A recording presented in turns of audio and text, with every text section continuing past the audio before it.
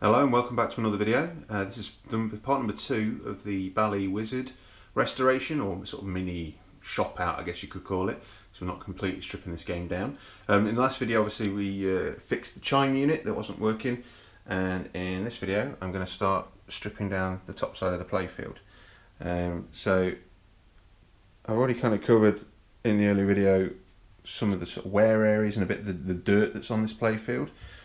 So we need to get all of this stuff off, so apron, all the plastics, posts, everything basically, strip it down on the top side, see what's broken, because I'm guessing we need some replacement parts, definitely pop bumper caps, wafers, other bits and pieces, and then see what we can do about the sort of ingrained dirt on the playfield, and also start having a look at and thinking about whether we want to do anything about where the couple of wear spots where the paint's come away. Now maybe have a go at touching that up.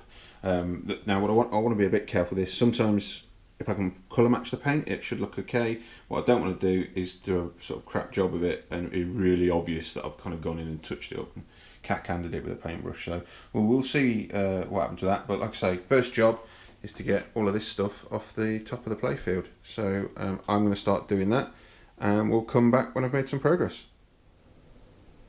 As this is a pretty simple game, it didn't take too long to strip most of the stuff off the top of the playfield. As you can see, if I pan up, everything post-wise, plastics, all that sort of stuff is gone.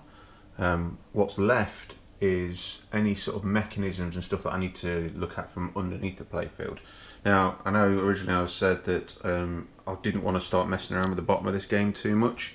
Unfortunately, I think for some of the mechs, if I want to do anything about them, I am going to have to start taking things off underneath. So obviously the flipper mechanism is going to rebuild anyway, so they'll be coming off.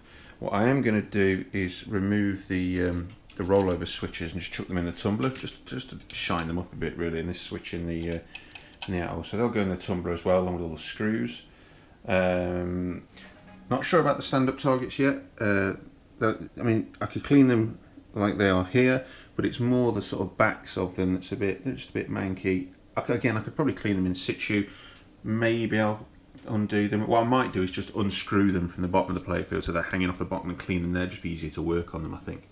And then when we get to the top, obviously the flip flag mechanism, there's a massive Jones plug connector on the underside, so you can unhook that, and then I think there's 4 bolts on the underside where this entire unit, so the metal plate, will just drop out, and I can work on that separately, which is cool.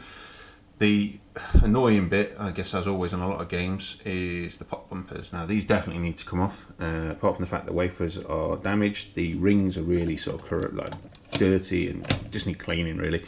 I might even replace the pop bumper bodies if I can get replacements. But to get this top bit off, I've got to take a load of stuff off the bottom. So I've got to strip them down completely, snip some wiring, etc. Pretty standard to more modern games, to be honest. So not a major deal, just a bit of a hassle. What I have noticed though, by the way, there's a little post here. I need to investigate actually whether that's just screwed in or it's got a bolt on the bottom, but again that will come off. What I did notice though, when it came to I want to replace bulbs, underneath the playfield, pretty much where the bulbs are for this W section, there's a massive bank of relays that runs across on a piece of wood that blocks all the access to all these lights. We'll have a look underneath in a minute, I'll show you that. So my grand plan of not touching the underside of the playfield too much, it's probably gone out the window at this stage. Again, I'm not going to completely strip it down, but I'm going to have to do more than I originally hoped I'd have to do, I guess. So I'll lift up the playfield and we'll have a look underneath at that bank of relays and other bits and pieces that I'm probably going to take off the game. Okay, so this is the underside of the playfield. So if we have a look at some of the mechs I'm going to be doing some work on. So flipper mechs, I will strip those down. We'll try and get hold of a flipper rebuild kit for these. I don't know how much wear there is, how much slop in these just by design, because they're old and actually that's worn in. So we'll have a look at that when I take it to pieces, see what bits need replacing. In terms of the rollover switches, so here's a good example. So you can see this is the actual switch, and then this is the bit that sticks through the top side of the playfield. Now what I'm going to do, I don't want to sort of completely take all of these bits off the game, so what I'll do is I'll loosen the screws a bit so that there's a bit of play in this, I can pull it away, then I'll unscrew this and slide this out, and it's this bit with the wire on that will go in the tumbler. This bit will stay on the bottom of the playfield, and as part of the final bit I'll go through and just clean the contacts. Thankfully there's not too many of these switches on this game, so we'll do that with those. Now if I pan back a bit, this thing here, this massive sort of wooden board full of relays is the thing that blocks access that you can see. Now you won't be able to see under there, but there's lamps under there in lamp holders. So I'm not sure what to do about this. I think what I'm going to do, you can unscrew it either end, and I'm guessing the entire board with everything will come away. I might have to figure out a way of sort of unscrewing it and resting it down here, or cable tying it to some of the wiring loom just to get it out of the way. I will literally just do that, swap the bulbs out, clean the inserts and bang it back on again. Cause what I'm a bit concerned about is if this is sort of hanging off the game, it puts a lot of stress on all this wiring and connectors, and I really don't want to be breaking any of that. I'm not sure. Oh, it looks like I've just noticed this bank down this side as well. We may need to get to some of these lights and switches in here. We may need to do the same with that. This is the bottom of the flip flag mechanism, so if I sort of pan down to here, this Jones plug, just pop that off, and all the wiring for everything I think that's on this thing should just undo. And I think these nuts here, there's 1 and 2 and 2 more on the bottom, will mean that will come away. This stepper unit should be okay to just leave alone. It seems to work okay. There's more switches similar that I'll do as described. This little unit, this is the kick out hole unit that kicks the ball. I will probably take that off, strip it down and clean it, mainly because when you look at it from the other side, I don't know how easily this will show up, part of the metal you can see, no, you can't really see in the hole, so I want to at least shine that up a bit so it looks nice and clean, because at the moment it's a bit dirty and a bit corroded. And then finally, pop bumpers. So easily to get to some of the ground brain wiring, I think my original plan was just to undo the bolts and strip the top part, but obviously I'm going to have to cut the lamp holders off. So I think just to make my life a bit easier to give it access, I'm going to remove these brackets and just let the coils hang down on each one, and then it just gives me a bit more space. This game, other than those 2 boards of relays, isn't too bad in terms of getting at stuff, but those relay boards do make it a bit more interesting. So that's next. I'm going to start taking things off the bottom. Obviously trying to limit myself to only removing what I have to remove for the purpose of making the game look decent. As I said in the previous video, this game has lived for 43 years, working quite fine without someone going in and stripping it down completely. I do not want to be doing that as part of this shop out. So we'll come back again when I've took a few more bits off the bottom of the playfield. So this got delivered the other day. In terms of cleaning the playfield, it's going to need some magic eraser. Actually, I've already started. I'll show you in a minute. And to get the best results with the amount of ingrained dirt on this game, I think I needed something decent. So this is 99% isopropyl alcohol, which in combination with a bit of magic eraser, I'm hoping will do a good job on the playfield. Now I have already had a very quick go at this, so we just had a quick look. It was just sort of a test really. So if I show you this side, this I haven't done anything with, and you can see hopefully you can see this sort of line between where the paint hasn't got so dirty, where the ball's not run on it over all the years, and where the paint has got dirty with all the ball trails, and it's quite grey and ingrained there. And that was, so that, like I say, that side in front of that sling, done nothing with yet.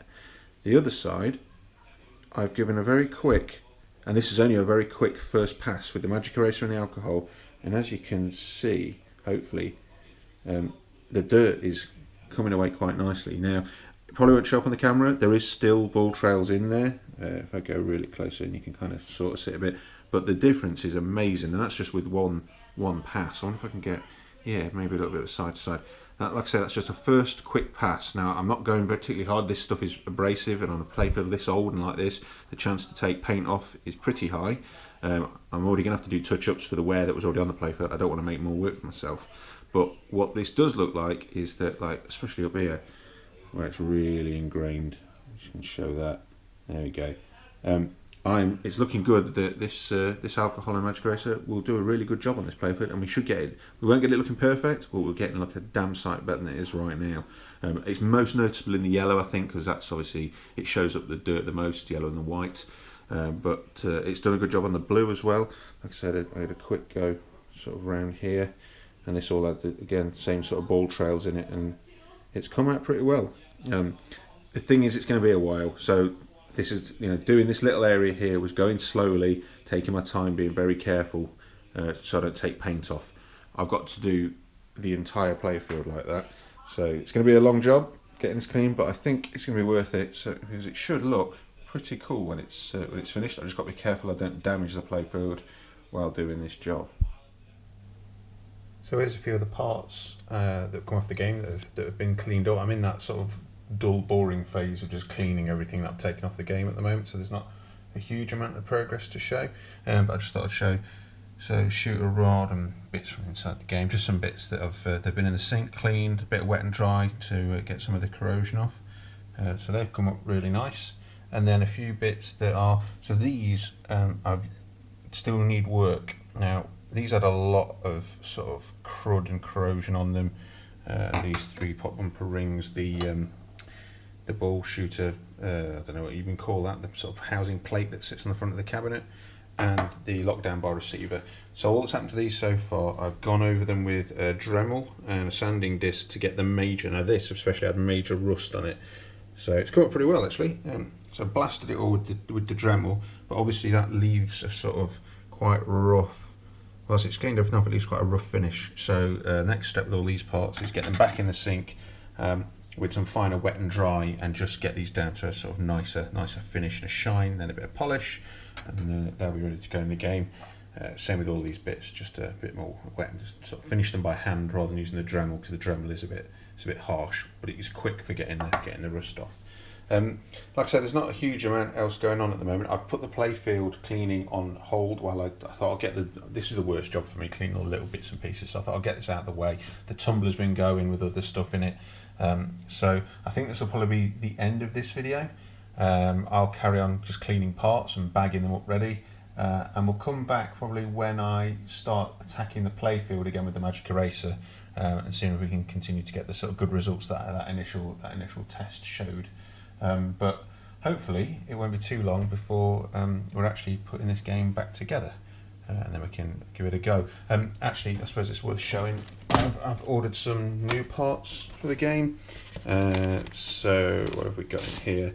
So that in there, I won't take it out, is a Bally coin door sticker, the sort of mirrored shiny ones with a nice finish.